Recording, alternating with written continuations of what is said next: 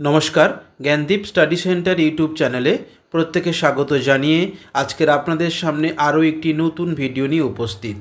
আমি ভিডিওটির মাধ্যমে আলোচনা করব যারা নেতাজি সুভাষ মুক্ত বিশ্ববিদ্যালয়ে আন্ডার গ্র্যাজুয়েটে পড়াশোনা করছেন ফার্স্ট ইয়ারে, যাদের পাশের পেপার রয়েছে GEHI 11 এবং 21, তার লাস্ট মিনিট সাজেকশন বা ইম্পর্টেন্ট কতগুলি প্রশ্ন আলোচনা করব। আপনাদের পরীক্ষা বেশ কয়েকদিন পরে শুরু হতে চলেছে। আপনারা প্রত্যেকে নিজ নিজ দায়িত্বে পড়াশোনা করছেন, তবে এই প্রশ্নগুলো একটু ভালো করে দেখে যাবেন। এই প্রশ্নগুলো থেকেই কিন্তু আপনাদের প্রশ্নে লিখিত পরীক্ষা বা সেন্টারের পরীক্ষার অবশ্যই প্রশ্ন আসতে বাধ্য। এই কটা মাত্র করে গেলেই কিন্তু এখান থেকে কমন পাবে। আর যারা আমার চ্যানেলে নতুন এসেছেন অবশ্যই চ্যানেলটিকে সাবস্ক্রাইব করে রাখুন, লাইক করুন এবং কমেন্ট করতে ভুলবেন না আপনারা কোন কোন সাবজেক্টের লাস্ট মিনিট সাজেকশন এবং ইম্পর্টেন্ট প্রশ্ন চাইছেন।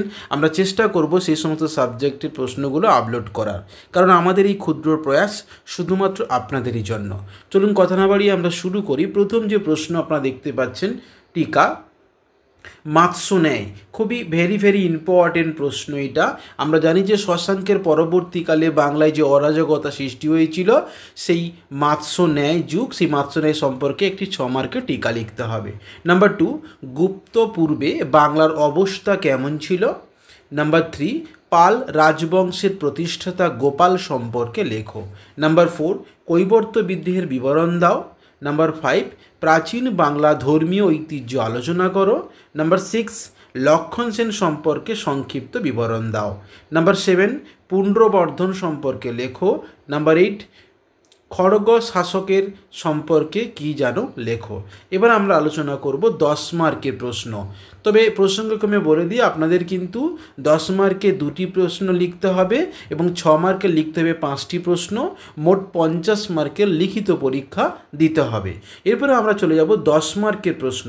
10 মার্কে প্রথম যে ইম্পর্টেন্ট প্রশ্ন রাখা হয়েছে, বাংলায় গুপ্ত পরবর্তী সময়ে বিভিন্ন স্বাধীন রাজ্যের উদ্ভব কিভাবে হয়েছিল।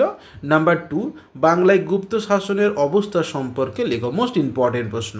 পরবর্তী প্রশ্ন, ধর্মপালের কৃতিত্বের উপর একটি প্রবন্ধ লিখো। নাম্বার 4, শশাঙ্কের গৌড়ে শশাঙ্ক ও থানেশ্বরের পুষ্যবতীর মধ্যে যে দ্বন্দ্ব দেখা দিয়েছিল, সেই দ্বন্দ্ব সংক্ষেপে লেখো। নাম্বার 5, বাংলায় স্বাধীন রাজ্য প্রতিষ্ঠা শশাঙ্কের কীর্তি সম্পর্কে লেখো, বা শশাঙ্কের যে কৃতিত্ব সম্পর্কে লিখতে হবে। নাম্বার 6, প্রাচীন বাংলায় পাল ও সেন রাজবংশের সাংস্কৃতিক অবদান সম্পর্কে আলোচনা করো। নাম্বার 7, বাংলায় চন্দ্র রাজবংশের ওপর একটি আলোচনা করো। নাম্বার 8, পাল রাজবংশের প্রশাসনিক কাঠামো সম্পর্কে সংক্ষেপে আলোচনা করো। নাম্বার 10, প্রাচীন বাংলার অর্থনৈতিক অবস্থা নিয়ে একটি প্রবন্ধ লিখো। নাম্বার 10, প্রাচীন বাংলার সাহিত্য বিকাশ সম্পর্কে একটি আলোচনা করো।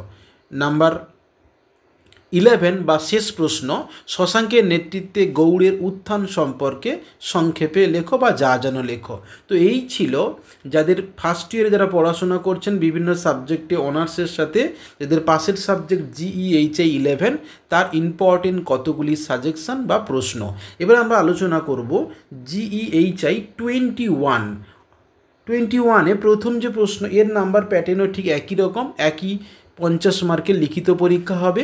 প্রথম 6 মার্কের প্রশ্ন আমি আলোচনা করছি। প্রথম 6 মার্কের প্রশ্ন, আপনার প্রথম যে প্রশ্ন দেখতে পাচ্ছেন, সাতগাঁও বন্ধ টিকা।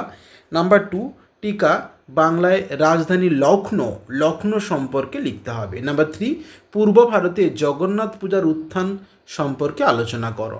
নাম্বার 4, বাংলায় পর্তুগিজদের উত্থান ও পতনের কারণ আলোচনা করো। নাম্বার 5, মধ্যযুগীয় বাংলা বিভিন্ন ধর্মীয় ঐতিহ্য সম্পর্কে লেখো। নাম্বার 6, সুলতান আলাউদ্দিন হোসেন শাহী উত্তরসূরিদের সংক্ষেপে বিবরণ দাও। নাম্বার 7, বখতিয়ার খিলজি সম্পর্কে লেখো। নাম্বার 9, মারাঠা আক্রমণের প্রেক্ষাপট লেখো। নাম্বার 10 বা শেষ 6 মার্কের প্রশ্ন, মধ্যযুগে বাংলায় কি কি ফসল চাষ করা হতো তার একটা বিবরণ দিতে হবে। এবার আমরা আলোচনা করব 10 মার্কের প্রশ্ন। GEHI 21 10 মার্কের প্রশ্ন। নাম্বার 1, আকবরের শাসনকালে বাংলায় মোগল অভিযানের সংক্ষিপ্ত বিবরণ দাও। নাম্বার 2, সুলতান ইলতুৎমিশ কিভাবে বাংলা দিল্লি সুলতানের কর্তৃত্ব পুনঃপ্রতিষ্ঠিত করেছিল। মোস্ট ইম্পর্টেন্ট প্রশ্ন। নাম্বার 3, হোসেন শাহী রাজবংশ কীভাবে প্রতিষ্ঠিত হয়। সিংহাসনে আরোহণের পর সুলতান আলাউদ্দিনের ক্ষমতা নিশ্চিত করার জন্য তাৎক্ষণিক কী পদক্ষেপ নিয়েছিল? নাম্বার 4, মুর্শিদ কুলি খানের কৃষি উন্নতি ও রাজস্ব প্রশাসন সম্পর্কে বিবরণ দাও। নাম্বার 5, মুর্শিদ কুলি খানের শাসনকালে বাংলায় বাণিজ্যিক অবস্থা কেমন ছিল? নাম্বার 6, বাংলার নবাবদের সাথে ইংরেজ বণিকদের প্রাথমিক সম্পর্ক কেমন ছিল তা আলোচনা করো। নাম্বার 7, পলাশী যুদ্ধের তাৎপর্য বা পলাশী যুদ্ধের প্রভাব সম্পর্কে লেখো। মোস্ট ইম্পর্টেন্ট প্রশ্ন এটি। নাম্বার 8, ধাপে ধাপে বাংলায় সুফিবাদের আক্রমণের প্রক্রিয়াগুলি বর্ণনা করো। নাম্বার 9, ইসলাম খান কিভাবে বাংলায় মোগল শাসনকে সুসংহত করেছিলেন। নাম্বার 10, রাজা প্রতাপাদিত্য সার্বভৌমত্ব রক্ষা সংগ্রাম সম্পর্কে লেখক এবং এই রাজা প্রতাপাদিত্যের রাজধানী ঢাকায় স্থানান্তরিত করার পেছনে কি উদ্দেশ্য ছিল লেখো। এটা ছিল মোট 11টি 10 মার্কের প্রশ্ন এবং 10টি 6 মার্কের প্রশ্ন GEHI 21। এই প্রশ্নগুলো অবশ্যই ভালো করে আপনারা খাতায় লিখে নিয়ে যারা আপনারা পড়াশোনা করছেন এই প্রশ্নগুলো ভালো করে দেখে যান। আপনাদের পরীক্ষা অতি অবশ্যই ভালো হবে এবং এখান থেকে কমন পাবেন। আর যারা আমাদের জ্ঞানদীপ স্টাডি সেন্টারের পক্ষ থেকে উন্নত মানের বেস্ট কোয়ালিটি নোটস পেতে চান তাহলে অবশ্যই কন্ট্যাক্ট নাম্বারে যোগাযোগ করুন বা হোয়াটসঅ্যাপ করুন, কিংবা ডেসক্রিপশান বক্সে, এই চ্যানেলের ডেসক্রিপশান বক্সে বিভিন্ন রকম কন্ট্যাক্ট নাম্বার দেওয়া থাকবে এবং আমাদের ফেসবুক গ্রুপ এবং হোয়াটসঅ্যাপ গ্রুপের লিঙ্ক থাকবে। আপনি চাইলে সেখানে গ্রুপে যোগদান করতে পারেন। ভালো থাকবেন, সুস্থ থাকবেন, ধন্যবাদ।